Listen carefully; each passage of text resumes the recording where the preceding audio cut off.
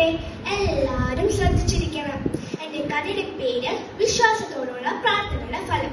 പണ്ട് പണ്ട് ഒരു കൊച്ചു ഗ്രാമത്തിൽ ടോണി എന്ന് പറഞ്ഞൊരു ചെറിയ ബാലകനുണ്ടായിരുന്നു. അവന്റെ കൊച്ചു പ്രായത്തിൽ തന്നെ വലിയ അസുഖം വന്ന് അവന്റെ അച്ഛൻ മരിച്ചുപോയി. അടുത്തുള്ള വീടുകളിൽ നിന്ന് ജോലി ചെയ്ത് വളരെ കഷ്ടപ്പെട്ടായിരുന്നു അവനെ വളർത്തിക്കൊണ്ടിരുന്നത്.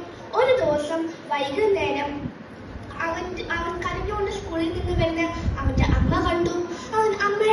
അവൻ അമ്മേനെ കണ്ട ഉടനെ വാ വിട്ട് കരയാൻ തുടങ്ങി.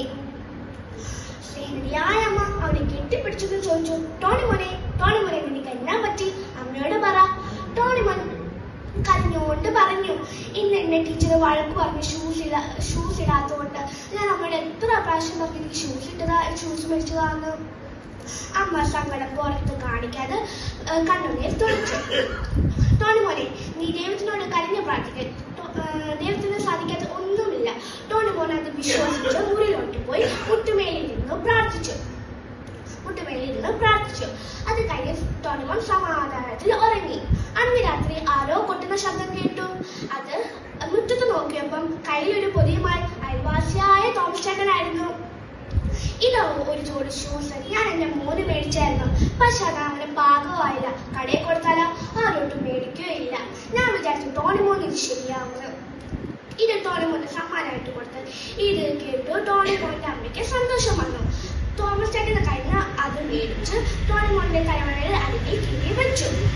രാവിലെ ഓടാൻ നോക്കുമ്പോ അവൻ ചുരുതിയിലത് വലിച്ചൂരി. ഒരു പുതിയ ഷൂസ്. അവൻ സന്തോഷത്തോടെ തുള്ളിച്ചാടി. അവൻ അതുമായി അമ്മയുടെ അരികിൽ വന്നു. ടോണിമോന്റെ സന്തോഷം കണ്ട് അമ്മ പറഞ്ഞു, കണ്ണുനീരോടും വിശ്വാസത്തോടും പ്രാർത്ഥിച്ചുകൊണ്ട് ദൈവം നിനക്ക് മറുപടി തന്നെ. അവന് പ്രാർത്ഥിച്ചു പാടുകയും ചെയ്തു. അതുമായി അവൻ പുതിയ ഷൂസ് ഇട്ടുകൊണ്ട് പോയി. പിന്നീട്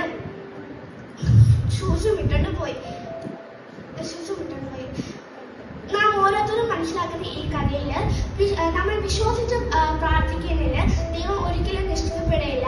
അബ്രഹാം 11:1 പറയുന്നു, വിശ്വാസം എന്നത് ആശ്രയിക്കുന്ന നിന്റെ ഉറപ്പും കാണാത്ത കാര്യങ്ങളുടെ നിശ്ചയമാകുന്നു എന്ന് പറഞ്ഞിരിക്കുന്നു.